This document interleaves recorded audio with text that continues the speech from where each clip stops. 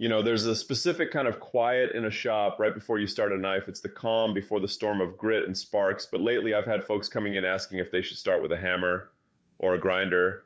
And it's like asking if you should learn to swim in a pool or the middle of the Atlantic. Always with the metaphors, Tiger. But seriously, for someone who hasn't even touched a piece of steel, the Atlantic, aka forging, looks a lot more intimidating than the pool of stock removal. Is there actually a right way to break into this? Nature of the beast is that everyone wants to be a Viking on day one. They see the glowing orange steel and the sparks flying and they want to start swinging. But truthfully, my first knife was basically a glorified file that I ground down until it looked vaguely like something you'd use to butter toast. It wasn't pretty, and I definitely didn't need a forge to ruin it. So we're talking stock removal versus forging today, the shave it away method versus the beat it into submission method. If I'm a total greenhorn, why wouldn't I just buy a pre-made blade and put a handle on it? Is that cheating? Not even a little bit. In fact, that's like buying the cake layers and just doing the frosting. If you can't get the handle to fit right or the guard to sit flush, it doesn't matter if you forge the blade from a meteorite. It's still going to feel like a hunk of junk in the hand. Starting with a pre-hardened blank lets you focus on the jewelry side of knife making, the fit, the finish, the ergonomics. If you can't make a comfortable handle, you haven't made a knife. You've made a sharpened hazard. Okay, let's say I've passed Handle 101 and I want to actually shape the metal. Stock removal seems straightforward. Take a bar of steel, draw a knife, and grind away everything that isn't a knife. What's the catch?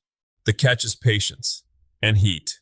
You're basically an artist with an eraser, but the eraser is a belt sander moving at 30 miles an hour. One of the biggest blunders I see, and believe me, I've got a bucket of purple overheated steel to prove it, is rushing the grind. If you're working with annealed steel, you have some wiggle room. But once that blade is hardened, if you see the tip turn blue while you're grinding, the soul of that steel just left the building. You've lost the temper. The soul left the building. You mean you turned it into a very expensive, very brittle letter opener? Exactly. You're standing there leaning into the grinder thinking you're making great time, and suddenly the edge is the color of a peacock feather. At that point, you might as well use it to stir paint. So, for stock removal, what are we looking at for a starter kit? Because I looked at those professional grinders and they cost more than my first car. Yeah, don't go buying a 3 horsepower variable speed monster just to see if you like the hobby. Honestly, a decent 1x30 sander from a hardware store and a handful of good ceramic belts will get you through your first 5 knives. But the real secret? Files. A good set of Nicholson files and a Goff jig, which is just a fancy way of saying a bolt and a piece of wood to keep your angle steady, will teach you more about bevels than a power tool ever will. It's slow, it's sweaty, and your elbows will hate you, but you'll actually understand the geometry of the edge. Speaking of geometry, let's talk about the scary stuff forging. Jim Saviano, a master smith, mentions moving the steel under the hammer by locking your hand to your hip. That sounds oddly like dancing. It's exactly like dancing, just with more chances of a third-degree burn. When you're at the anvil, you don't want to be flailing your arms. You want the hammer to stay in a consistent arc, and you move the hot steel underneath it. It's a rhythm. If you're chasing the steel all over the face of the anvil, you're going to end up with a blade that looks like a topographical map of the Ozarks. Saviano also mentions normalizing and annealing. I feel like these are the terms people nod along to while secretly having no clue what they mean. Break it down for the rest of us. Don't tell the metallurgist I'm oversimplifying this. Think of the molecules in the steel like a bunch of rowdy kids in a classroom. When you're hammering on that metal, you're stressing them out, pushing them into corners. Normalizing is like ringing the bell for recess. You heat the steel up just past magnetic and let it air cool. It lets the internal structure relax and reset. Annealing is the slow cooker version. You heat it up and bury it in something like vermiculite so it stays warm for hours. That makes the steel soft enough to files or drill without breaking your tools. So if I skip that, I'm basically trying to drill through a diamond with a toothpick? Pretty much. I once spent $40 on guaranteed cobalt drill bits trying to get through a tang I hadn't annealed properly. I ended up with 3 melted bits in a hole that wasn't even deep enough to hold a pin. I was stubborn, thought I could power through it. Turns out, the steel is always more stubborn than you are. Let's talk about the U-shape Saviano warns about. He says if you don't grind the corners off the tip before you start forging the point down, the steel curves into a U. I'm guessing you've made a few steel horseshoes by accident? Oh, more than a few. When you hit the top edge of a flat bar to make a point, the metal has to go somewhere. It wants to curve away from the blow. If you aren't careful, you end up with fish lips, this weird overlap of metal at the tip that traps scale and slag inside. It's a structural nightmare. Now, I usually just take the bar to the grinder for 30 seconds, nip those corners off, and save myself 20 minutes of frustration at the anvil. It's not cheating to use a power tool to help your forge work. It's just being a good neighbor to your future self. You mentioned steel types earlier. 1084 seems to be the golden child for beginners. Why that specifically? Why not just use an old leaf spring from the junkyard? It's free. Ah, the mystery metal trap. Look, I love a good recycled project as much as the next guy, but for a beginner, it's a recipe for heartbreak. A leaf spring has lived a hard life. It might have microscopic stress cracks you can't see until the very last stage of heat treating when you hear that terrifying ping in the oil quench. 1084 is what I call polite steel. It hardens easily, it's forgiving on the temperature, and you know exactly how it's going to behave. Using unknown steel is like trying to bake a cake with a mystery powder you found in the back of the pantry. It might be flour, or it might be plaster of Paris.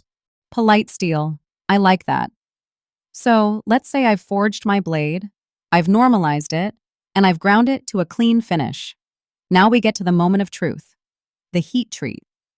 This is where the magic and the crying happens, right? This is the soul check of the knife. You're taking it to a specific temperature, usually when a magnet stops sticking to it, and then dunking it in oil. The quench, as we call it, it's a violent transition for the metal. It goes from 1500 degrees to 150 inches a few seconds. If there's a flaw in your grind, or if you didn't normalize it, that's when the blade will warp or, heaven forbid, crack. And the oil matters, right? You're not just using leftover French fry grease? Well, some old-timers swear by the smell of canola oil, but a dedicated quenching oil is much more consistent. The real mistake folks make is the swish. They dunk the knife and move it side to side like they're stirring a soup. Standard rule of thumb, move it slicing style, back and forth, or just hold it dead still. Moving it sideways creates uneven cooling on the faces, and bam, you've got a blade shaped like a banana. A banana knife, very specialized, great for peeling curved things. Very funny. I actually had a Bowie knife once, about 10 inches of blade, that I'd spent 40 hours on. Forged it, ground it, hand sanded it to 600 grit. I got impatient during the quench, moved it a little too fast sideways, and it came out with a half-inch warp. I tried to help it straight while it was still hot, and snap. The sound of a blade breaking in the shop is the loneliest sound in the world. It's the sound of 40 hours of your life turning into two 20-hour paperweights.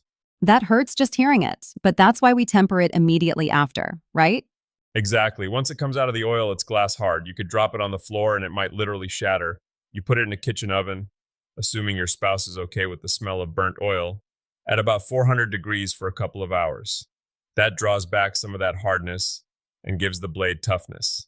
It's the difference between a glass rod and a spring. You want a knife that can cut, but you also want a knife that won't snap if you accidentally drop it on a rock. We've talked a lot about the blade, but Jim Saviano also touches on the hidden tang handle and the guard. To me, a guard seems like the hardest part to get right. It's a tiny piece of metal that has to fit a flat blade perfectly. It's the trial by fire for your filing skills. Fitting a guard is like trying to solve a puzzle where the pieces change shape if you push too hard. You file a little, you try to fit it, you see where the high spots are, and you repeat. If you get it wrong and the gap is too wide, there's no undo button. You either live with a sloppy joint, which is a sin in my book, or you start over with a fresh piece of brass or steel. And then comes the sharpening, which is surprisingly something people forget to learn until the very end. It's true. I've seen guys make beautiful art pieces that couldn't cut a warm stick of butter. Sharpening is its own discipline. But if you've done your geometry right, if you've ground those bevels thin enough before you even start with the whetstones, the edge will practically jump out at you. If you leave the edge as thick as a nickel, you're going to be at those stones until next Tuesday, trying to get a hair shaving edge. So, if I'm listening to this and I'm ready to set my garage on fire, figuratively, hopefully, what's the one piece of advice you'd give for that first real project? Don't try to make the ultimate survival sword. Use a piece of 1084, keep it under 4 inches of blade, and don't worry about making it perfect. My first few knives weren't masterpieces. They were tuition.